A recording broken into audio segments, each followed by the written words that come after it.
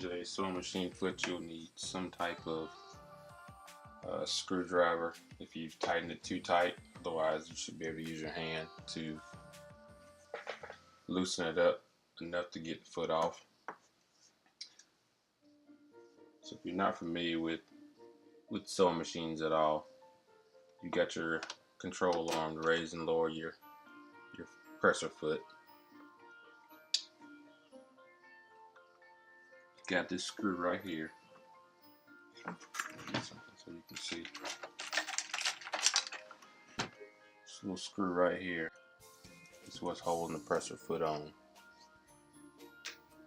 So I'm going to loosen it.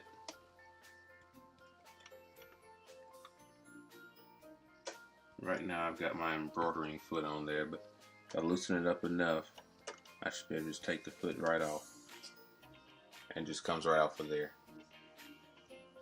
So your screw sets right in this little indentation here. I'm going to be switching over to just a basic foot.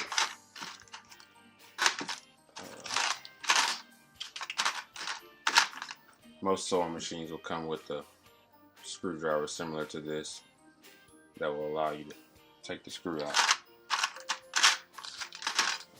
Where's my... Oh. So my sewing machine has them hidden here also, some more feet. This is the one I'll be putting on for right now. So now that I've got that presser foot off, I'm going to be replacing it with this particular one.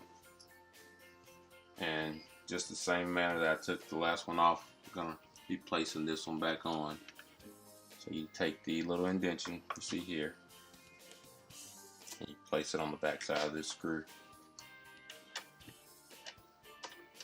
Sometimes it may help if you actually lower the control arm so that you can get that screw in there easier or see what you're doing. This foot's a little wider, so I gotta loosen the set screw some more. You get it in place and then tighten it up.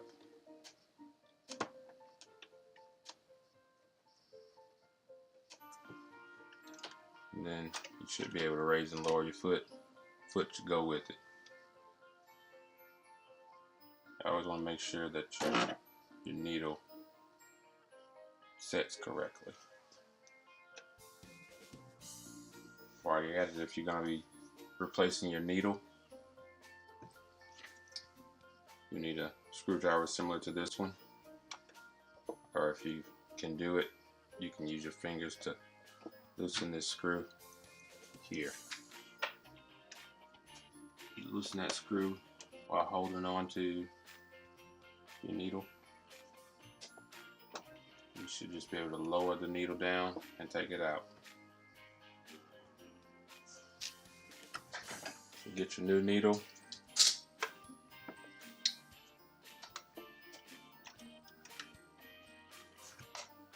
Take it and you insert it. There's a little small hole there.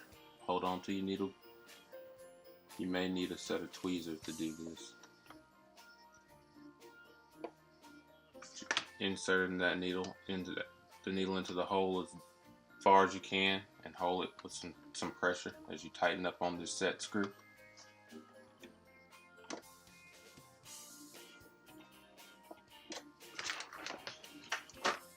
And then just make sure it's snug, but don't over tighten it and strip your screw out. Strip your screw out. Can't talk straight tonight. It is 2 o'clock in the morning. So now I'm ready for sewing. Okay, so got my thread, got my needle replaced with the basic sewing needle. I've got my presser foot changed out from the embroidering unit. So now I'm ready to rethread this machine.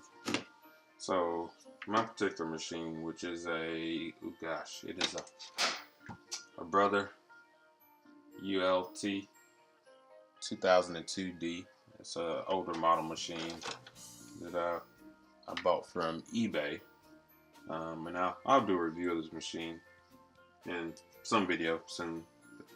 So far it's been a pretty good machine for me. I've had it probably for 3 or 4 months. I've only used it a handful of times. I primarily use my other sewing machine and just haven't been doing much sewing lately. So, all right. So to thread this machine, this one's for just winding thread. It's the second holder. This one, you take your spool, you place it on. And you've got a little catch here. Actually, I've got a better one.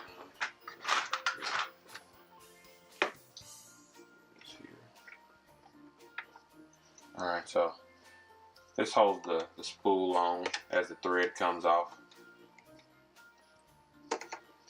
Alright, and so you just follow the numbers on your machine, whatever your respective machine is.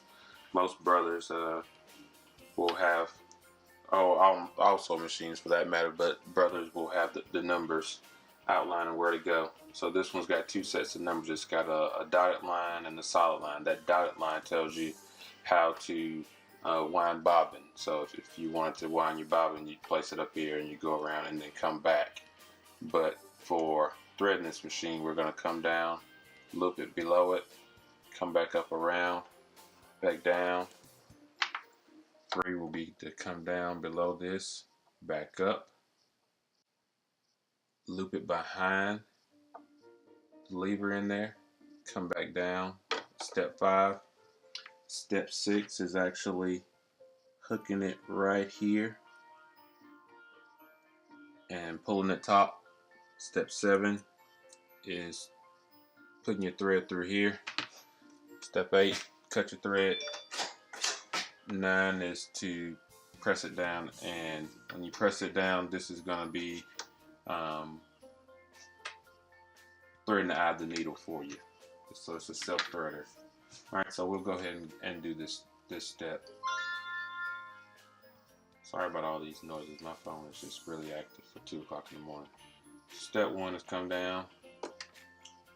Step 2, we're going back up and around. Come down. 3, 4. Gotta raise our needle. So if there's no little hooking device there, then it's because your needle is raised. And if you're having issues getting it to clear behind it, that's because your presser foot's not up.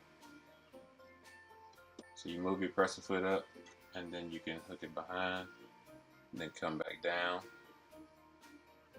Step 5. I typically like to let the foot down. That way I can pull on it and it won't pull thread. Because if the foot's up and you pull, it's just going to continue to pull more and more thread out. So if you let that foot down, it holds a little tension on it, and you can go back behind this little thing here, and now it's in the loop there. So I don't know what the terminology is for it, but there's a little loop there that holds your thread adjacent to your needle. See. Got too much thread off here. So that was step 6. Step 7, you want to put your thread right in this little notch here. Come around, and if you've got a lot of extra thread, then you cut it off here. Or you can use a set of scissors, whatever floats your boat.